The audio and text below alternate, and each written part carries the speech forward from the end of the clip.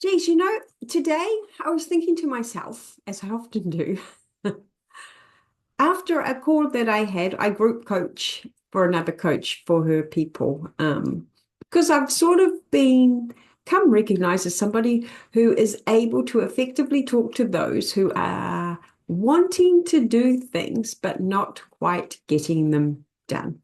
It's sort of my expertise, and it's my expertise because why Exhibit A? This brain is very good at not getting things done, even though I'm a program manager of years ago, I should say, but I still carry that identity with me. That is part of my self-concept. Self-concept being what do I think about myself? Who do I think that I am? So apart from being a coach and a strategist and a mentor, I'm a program manager.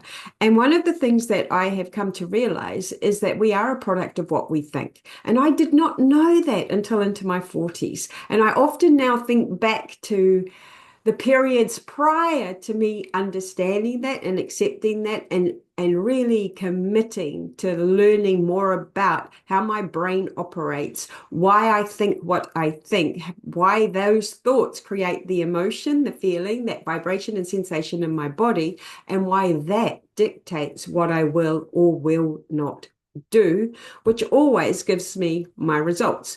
So I can almost predict ahead of time, given how somebody is talking, whether or not they will get something done in the period we have defined, because it comes back to whatever is going on in your head, consciously and unconsciously, but predominantly unconsciously, is what you will do.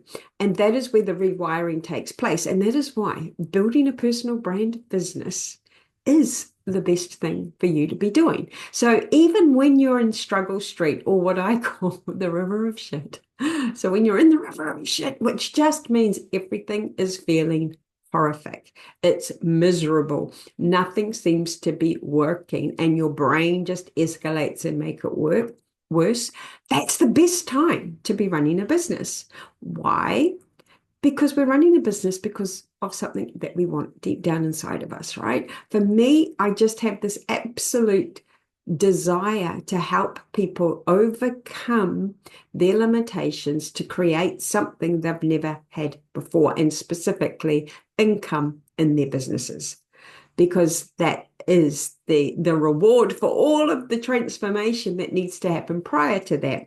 So one of the things that I truly get is that if we don't tune in to who we are, and we don't anchor ourselves with who we want to be. And if you think about it from what you guys are doing, right? Every business is in the business of solving problems. So we're taking somebody from their point A to their point B. And we have to make sure that when we are discussing this, we're building that bridge for them. We're making it ever so clear that in order for them to get the transformation that they are desiring from A to B, then they should work with us because we can help them in this way. That's the goal. We solve people's problems. Ideally, you've solved that problem for yourself, or you're on the journey of solving that problem for yourself, because you will always be further ahead. I used to get a lot of feedback from a lot of know-it-all coaches. Bless them, their hearts were in the right place, because of the fact that I was going to help business owners build their businesses. But what they hadn't considered, because all they were taking notice of was, well, how much money have you generated so far in your business? That is irrelevant in many ways. Why? Because money is a reflection of the growth that you're undertaking. And you could be a person that's creating 0 to 50K, that's one version of you. 50K to 100K will be another version of you. Going from 100 to multi-six, completely different person required. Going from sixes into sevens, completely different person required. And it's not just the skill set that supports that growth, it is the things you think that support that growth, because at every level you have to take on more skill, but more important, a different way of thinking. I talk about this in the other YouTubes that I've done, risk tolerance. Your risk tolerance has to be sky high if you were going to run a multi-7-figure business. If you're running a 0 to 50K business, your risk tolerance doesn't need to be as high, but it needs to start developing if it's not there. The other thing that goes up with the income bracket that goes up is your ability to tolerate failure, which is what I call the river of shit, because failure doesn't feel good. I talk about it quite a lot insofar as conversion rates. We need to be speaking to 100 people to get 10 clients, right? 10% conversion. That means 90 are no's, or 90s are let me think about it, or 90s are what I call in the vast majority. And that majority of your audience will not make a quick decision. Some of them will be with you for 2, 3 years before they work with you. True story. I have that. Somebody signed up in my BFF club the other week, and she has been following me and talking to me and coming to my sales events and being part of different things that I do for 2.5 years. And she just bought. She's part of the majority. And that's what we forget.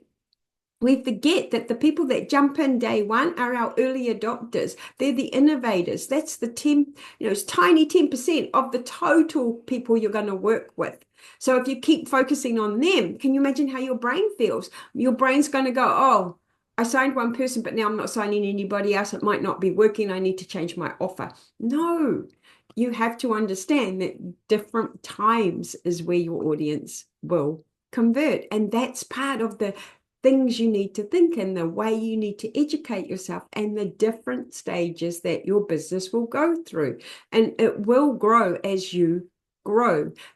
I really think that if you're in the personal brand business, you have to be in the growth, transformation, and personal development business for yourself. You have to be learning how you tolerate failure in a more effective way, how you overcome the resistance that you have to doing things. I was a great procrastinator, and it's still part of me, right? If I can put something off, I'll put it off.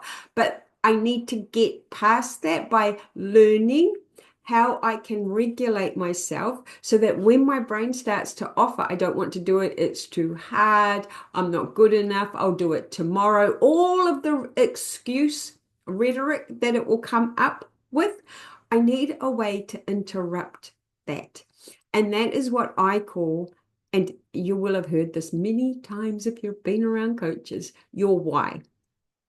But I go deeper than your why, because sometimes people, I find we all stay very high level, but we have to anchor it in our bodies. It has to be that gut feeling of, yes, this is why I'm doing it. So that every time you hit that resistance, every time your brain wants to tell you lies, you've got something that reminds you, I'm doing this because this is important to me, because I want to keep working on this because.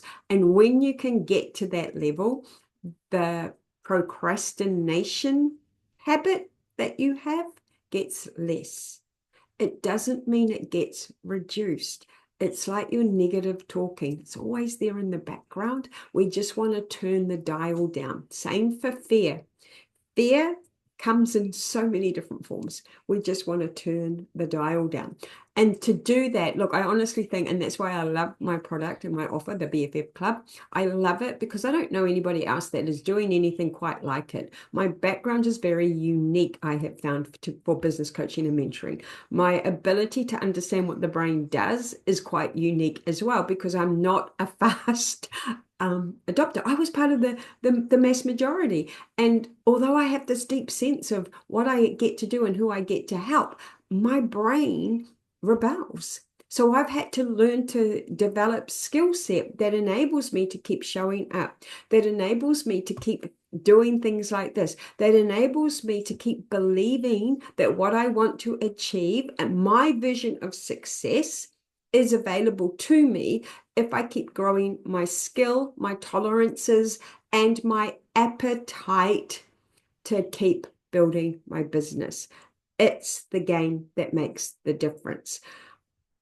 I hope that you develop these skills too.